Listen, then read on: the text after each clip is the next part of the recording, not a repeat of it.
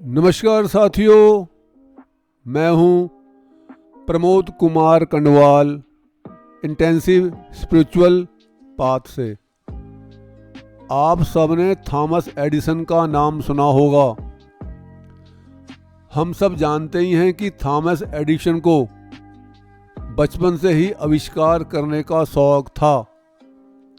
वह स्कूल के अंदर भी पढ़ाई के समय कुछ ना कुछ खोज में लगा रहता था, जिससे स्कूल में नुकसान होने के साथ साथ अनुशासन भी खराब होने लगा। कई बार स्कूल के अध्यापकों ने उसको चेतावनी भी दी, पर वह नहीं माना। जब सभी विद्यार्थी तथा अध्यापक उससे परेशान हो गए तो उन्होंने प्रिंसिपल से शिकायत की। प्रिंसिपल ने उसको स्कूल से निकाल दिया तथा कहा कि यह लेटर अपनी मम्मी को देना और ध्यान रखना कि मम्मी ही इस लेटर को खोले।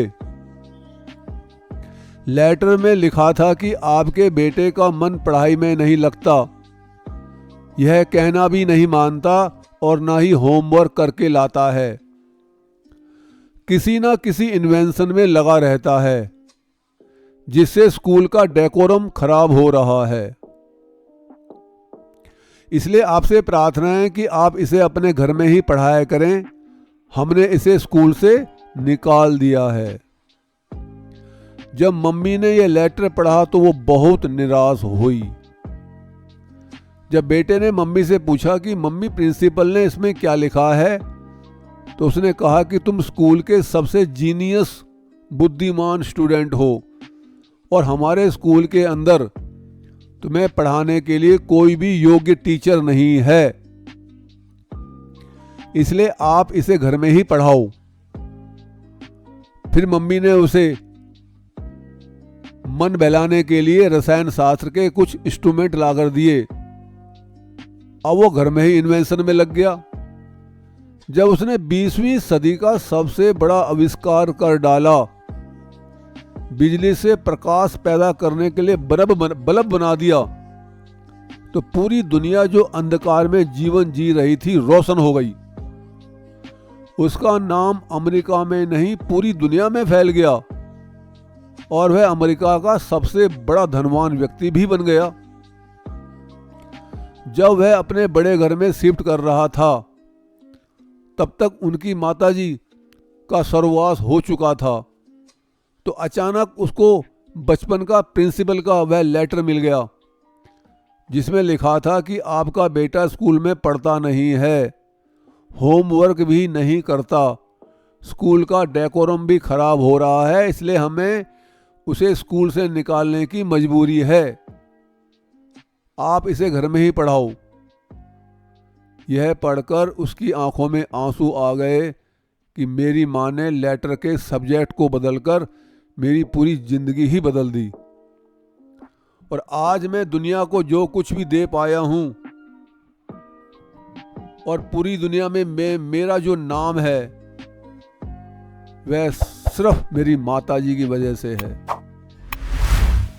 हमारे सामने स्थितियां कैसी भी क्यों ना आ जाएं, यदि हम विवेक से कार्य लेते हुए ठीक फैसला करें तो इतिहास रचा जा सकता है। जितना योगदान थॉमस एडिसन का दुनिया में है, उतना ही योगदान उसकी मां का रहा, जिसने स्थिति को बहुत ही चतुराई से हैंडल किया और दुनिया को प्रकाश का खूबसूरत तोहफा अपने बेटे थॉमस एडिसन के द्वारा दिया।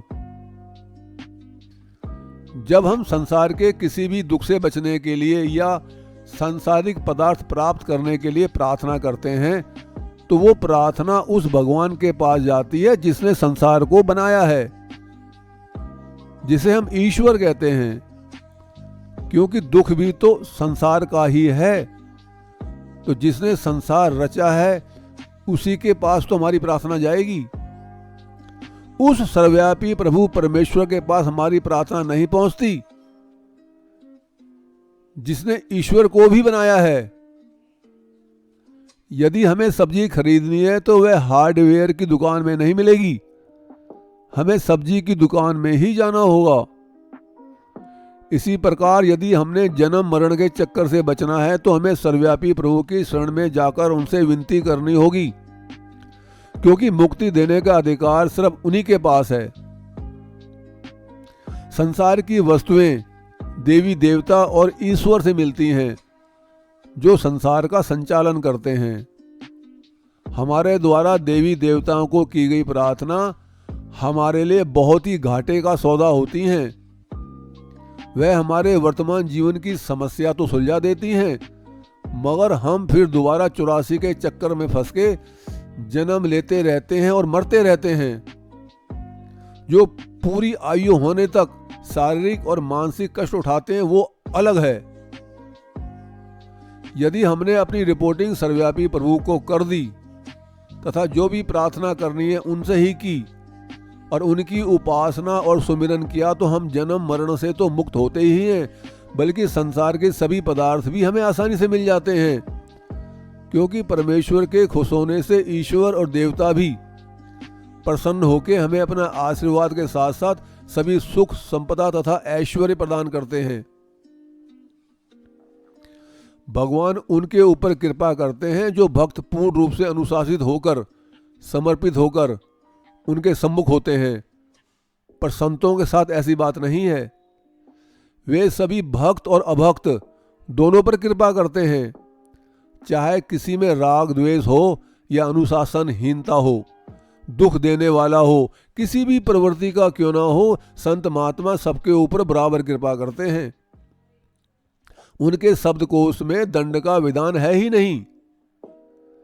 भगवान पिता की तरह कृपा करते हैं, लेकिन संत महात्मा मां की तरह।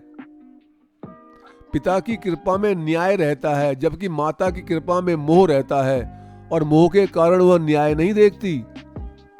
संतों में मोह तो नहीं होता, पर प्रेम रहता है, क्योंकि संत महात्मा भुक्त भोगी होते हैं। उन्होंने सांसारिक दुख को अनुभव कर लिया होता है। वे जानते हैं कि वे स्वयं भी पहले ऐसे ही दुखी थे, इसलिए दूसरों को दुख मिटाने के लिए वह अपनी ओर से विशेष प्रयास तथा विशेष कृपा करते हैं। यदि उन्होंने किसी को भी कोई आशीर्वाद दे दिया तो प्रभु परमेश्वर उनके वचनों की रक्षा करते हैं तथा उसे निभाते हैं। प्रभु कृपा और संत कृपा में अंतर है बहुत अखंड। संत करते हैं क्षमा हमेशा, प्रभु देते हैं दंड।